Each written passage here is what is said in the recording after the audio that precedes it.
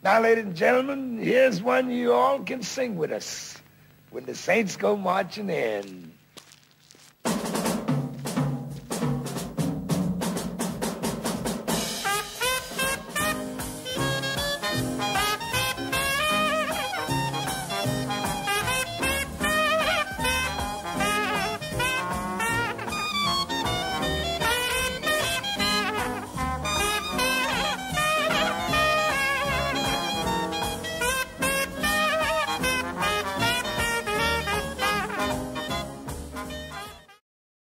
Oke, ayo teman-teman. Kali ini kita masuk ke segmen Kopen Talks. Dan kita sudah ada salah satu CEO. Atau nyebutnya cuma satu-satunya nih? Ya, pekerja lah. Oh, pekerja. CEO Talabumi Group, ya Mas? Yaitu Mas Rizal. Dan kita let's talk to more berkaitan Talabumi Group. Oke, kabarnya gimana Mas Rizal? Baik, baik. Oke, baik. Baik banget nih. Ya, baik banget. Deg-degan saya. Ya, saya juga deg-degan ya. Terlalu formal mungkin ya, tapi enggak lah. Aku tertarik sama Talabumi Group ya Mas, karena saya lihat memang kayak cukup banyak aspek nih yang bermain di Talabumi ini. Bisa Mas Rizal jelaskan ya apa aja dari Talabumi?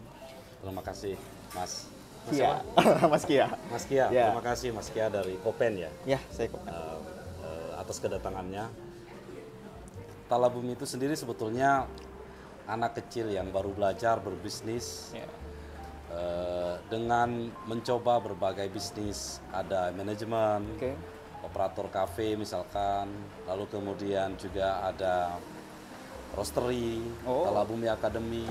Akademi juga ada. Ya, sebetulnya bisnis yang memang fokus di dunia food and beverage dengan pendekatan yang sangat holistik. Ya. Ingin coba membangun hal-hal baru atau hal-hal yang mendukung terhadap berjalannya bisnis F&B itu. Ya. Gitu loh. Makanya kita ada kafe, lalu kemudian ada roastery yang sebetulnya kita adakan itu dengan kepentingan supaya terjadi standarisasi yang baik di dalam manajemen kita. Misalkan roastery, kenapa sih harus roastery tidak menggunakan roastery orang lain gitu. Dulu pernah kita lakukan itu kerjasama dengan orang lain, tetapi kadang kita terkendala di soal standarisasi yang ada perubahan lah. Sorry Mas, untuk kafe sendiri itu Talabumi ada berapa sekarang? Kafe kita sudah yang sekarang yang existing itu di 6. Salah satunya ada di Solo, namanya Tentrem Bumi. Tentrem Bumi. Kalau di Jogja itu ada Tentrem Bumi, di Maguwo ada Bumi Seduh, di daerah Di daerah Bantul. dekat UAD pusat. Oke. Lalu kemudian ada Cangkir Bumi. Cangkir Bumi. Cangkir Bumi adalah embrio pertama. Embrio ya, kita nyebutnya embrio. Ya, dia adalah kafe pertama yang kita buat. Di sanalah pikiran-pikiran besar tentang Talabumi Group itu lahir. Dan Cangkir Bumi adalah kafe yang paling sederhana yang kita miliki. Cangkir Bumi. Ya, kita Kafe tidak paling sederhana. Paling sederhana. Dan kita tidak mau merombaknya, mengganti ini supaya kenangan orang yang di sana itu tidak berubah. Itu karena menurut saya kan kita ada beberapa kafe yang dengan konsep industrial, ada Mantra Bumi, ada Bumi Seduh yang konsepnya sangat harmonis antara hijau, klasik dan industri gitu. Ada juga Tentrem Bumi, ada Talabumi sendiri sebagai kantor pusatnya Talabumi Group kayak gitu. Tetapi anak kandung pertama kita atau ibu kandung pertama kita adalah Cangkir Bumi. Tempatnya sangat sederhana dari tempat yang kita miliki, tapi di sanalah pikiran-pikiran besar itu lahir. Makanya terkadang pikiran-pikiran besar itu lahir di tempat-tempat yang sangat sederhana. Sampai sekarang pun saya membiarkannya sesederhana itu. Apa filosofi atau makna dari Talabumi sendiri? Saya soalnya dari nama-nama itu pasti berkaitan dengan bumi. Ya, pasti ada nama bumi. Ada nama bumi. Ya. Kenapa itu? Ya, saya suka dengan isu lingkungan, tapi tidak hanya sekedar itu. Bumi yang saya pakai di dalam brand-brand usaha kita itu lebih kepada makna sikap. Ya, mungkin kita tidak asing dengan istilah bumi membumi di dalam kehidupan sehari-hari kayak gitu. Ya, kira-kira kayak gitu. Lebih kepada sikap supaya usaha yang kita bangun ini tetap kemudian membumi, berjalan bersama dengan nafas-nafas orang-orang yang memang mau maju tetapi tidak mau melupakan dirinya kayak gitu. Lalu kemudian tentang Talabumi sendiri sebetulnya apakah lebih dulu lahir nama Talabumi atau Cangkir Bumi? Lebih dulu Cangkir Bumi. Cangkir Bumi. Tetapi kemudian saya memilih nama holding Talabumi. Tala sendiri artinya adalah keselarasan. Di mana usaha-usaha yang kita bangun itu harapannya tetap selaras, berjalan harmonis dan membumi kayak gitu. Dan membumi. Ya kira-kira kayak gitu. Oke. Dan kita berharap orang-orang di Talabumi yang bersama kita juga punya pikiran dan sikap hidup seperti itu. Keren banget. Karena makanya bilang kita terus belajar. Karena belajar itu seumur hidup. Seumur hidup. Tidak ada yang berhenti kan? Tidak ada yang berhenti. Terus untuk yang akademi, ya ada akademinya. Iya. Nah itu menarik. Bisa dijelasin Mas, akademi. Kenapa akademi? Kita punya Talabumi Academy sebetulnya. Talabumi Academy itu saya bilang tadi, karena Talabumi Group ini kita rancang dengan pendekatan yang holistik. Ya. Maka di dalam membangun usaha apapun baik mikro maupun skala besar kayak gitu, tantangan terbesar pasti adalah tentang soal SDM.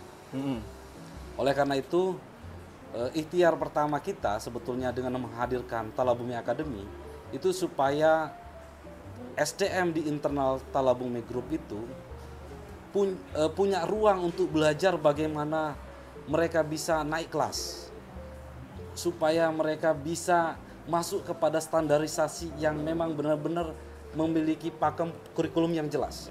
Nah, akhirnya kita dirikan Talabumi Academy. Itu sebetulnya lebih kepada solusi terhadap persoalan SDM kita. SDM.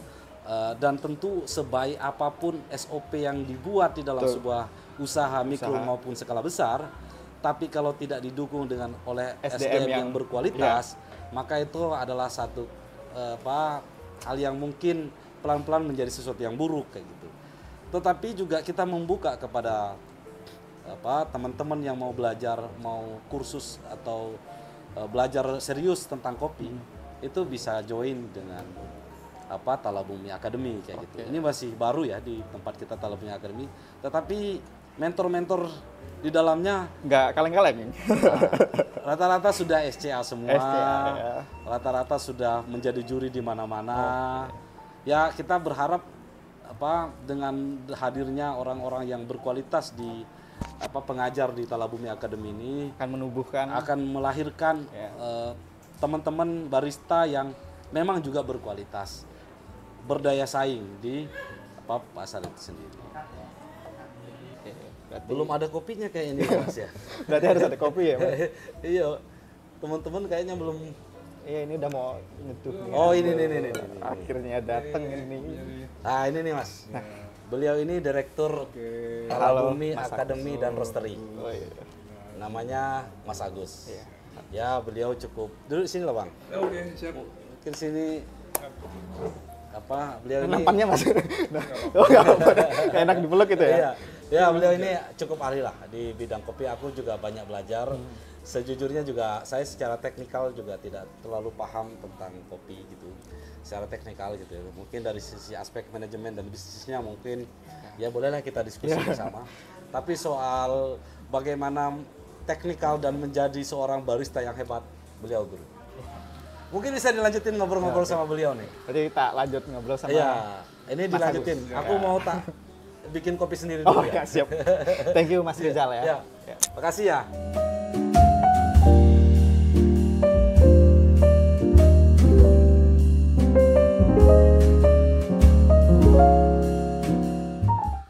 Oke, ini Halo. tak coba dulu ya Mas. Silakan. Tak coba dulu. Ini buat sendiri Mas. Ya, Yes. itu blend ya. Blend ya? Blend.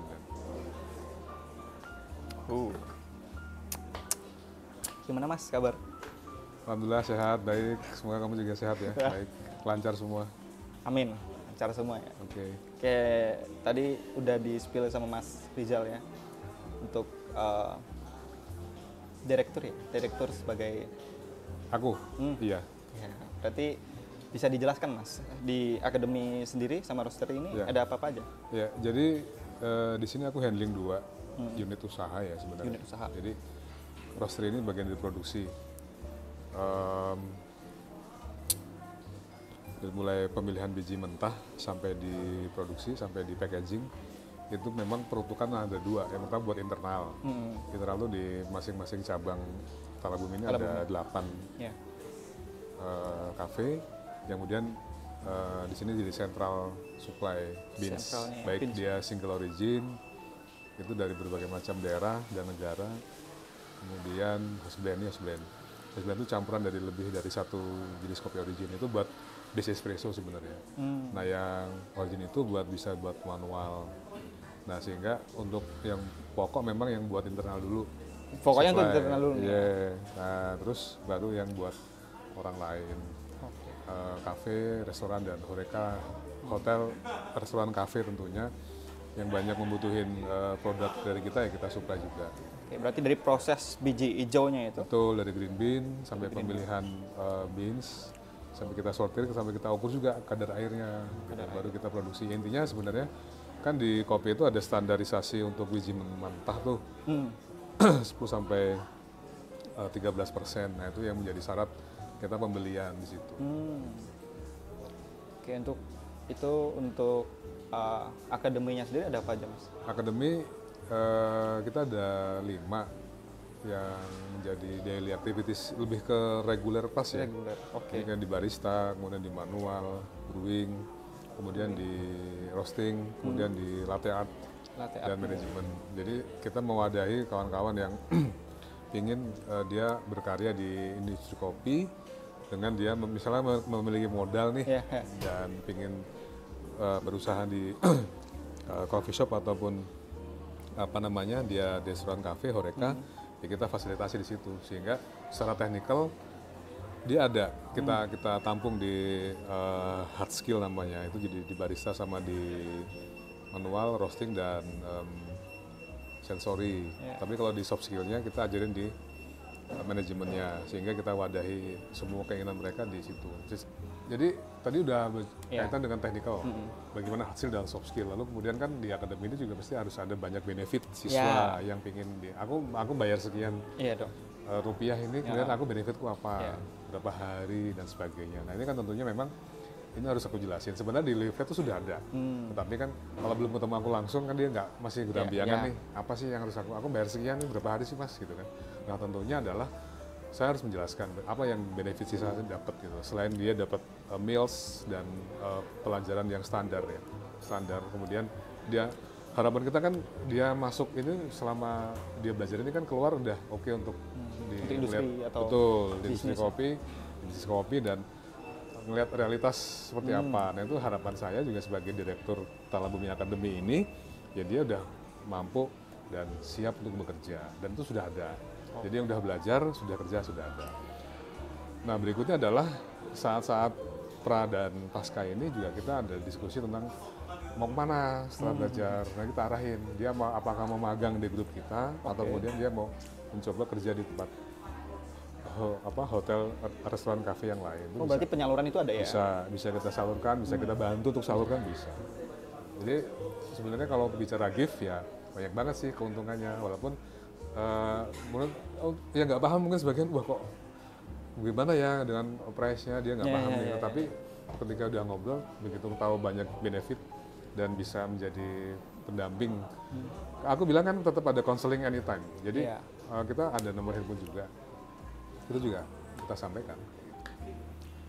Pendapat dari Mas Agus nih ya, untuk orang-orang yang mungkin misalnya punya pandangan terhadap ya kita ngapain sih sekolah misalnya, akademi misalnya, aku udah bisa buat kopi kok, bisa kok bisa cari YouTube misalnya gratis gitu. Itu gimana pendapat Mas? Ya menurut saya sah-sah aja ya, dalam artian orang mau belajar kan dimanapun dan kapanpun anytime. Tetapi kan pengalaman saya bagi saya kopi itu perjalanan. Oke, kopi itu perjalanan. Kopi itu perjalanan. Pengalaman saya waktu di Moskow di luar negeri, kemudian di Perancis, kemudian di Belanda, di Eropa waktu itu, kemudian saya ke Asia Tenggara di Thailand, di Vietnam, dan di Indonesia dan beberapa tempat. Bagi saya kopi itu perjalanan. Nah dari perjalanan itulah kemudian kita menyimpulkan hal-hal yang sifatnya itu akademik maupun sifatnya sosial. Dalam artian sosial bahwa dia mau autodidak itu saya pikir itu bagian positioning yang memang itu menjadi pilihan. Pilihan ya.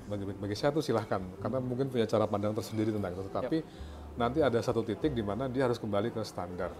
Nah standar ini kan konteksnya memang bagaimana ada di situ ada bagaimana ukuran-ukuran, bagaimana ada sistem kenyamanan, walaupun kemudian memang hasil akhirnya adalah di customer ya. Ya.